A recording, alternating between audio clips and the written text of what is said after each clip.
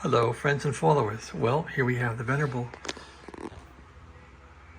ALS-1300 amplifier on the work table here, on my office table. So in the last video, I was showing off how to change it remotely using the, I think it's called an ARI 500 remote controller. And as we know from the last video, 20 meters wasn't changing, right? And nowhere was 30 meters. And so there's a reason for that. And here's the reason. This remote board had an error in it. And as you can look at the connections here, they're kind of sketchy looking, but I resoldered all these connections here. And I resoldered all the connections on the cheap tin 16-pin dip socket for the cable. And that seems like it revived it. I was able to get continuity out here on the outboard remote plugs A and B. However, when I did a check for the 20-meter wire, it worked, but the 30-meter wire I think was out, or another wire. I don't know if it's a 30-meter wire, but another one was out. So I had to actually pull this whole control board out, flip it over, and I had to put a new 16-pin socket in here. And I put in a gold wire wrap type socket, which is superior. So that went in there. And the cheap socket got ground up and taken out. This must have taken an hour at least, maybe 2 hours to get that socket out. I had to break it up piece by piece and remove the pins. It was awful. So that's been done, and so now the trick will be to get the amp back together. So to check this thing, here's the end of this dip cable here that goes into this device here. I probably should replace this tin socket because it won't work at high current probably forever. So they're probably passing half an amp or a quarter of an amp through here, enough to key these relays, because the keying of the relays goes through that little box. It supplies to 12 volts. So when you're on remote here, this switch will supply 12 volts to all the relays and such on this filter board. But when you're in remote mode, that 12 volt signal comes from the remote box. And so it comes in through here, through this cable, into the control board, and out through this connector. Why? I don't know, but that's how they do it. They come out through here, in through here, and then that hits the hits these diodes here, and then goes out to the filter board. So it's a whole long transit road to get these things clicked for the correct band. So I wasn't seeing my 20-meter LED on. So I started this tracing work actually at the 5th LED over, and I traced it and just kept tracing the wire over to where it went, and looking at the schematic too.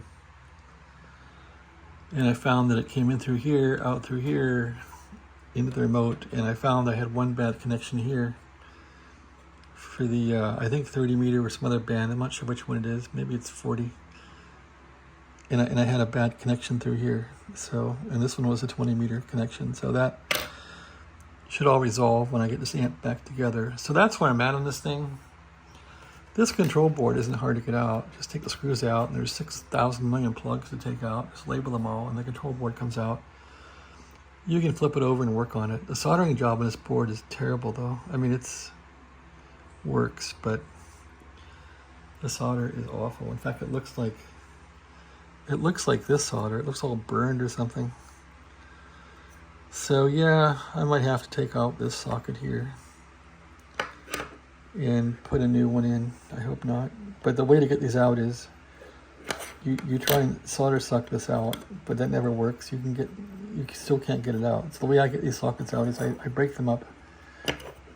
And so I take the wire cutters and I just snip them until they're in smaller pieces with the pin still hanging on, and then I'll try and get each section out by tugging on it and putting heat. It's really painful. And eventually you get it out.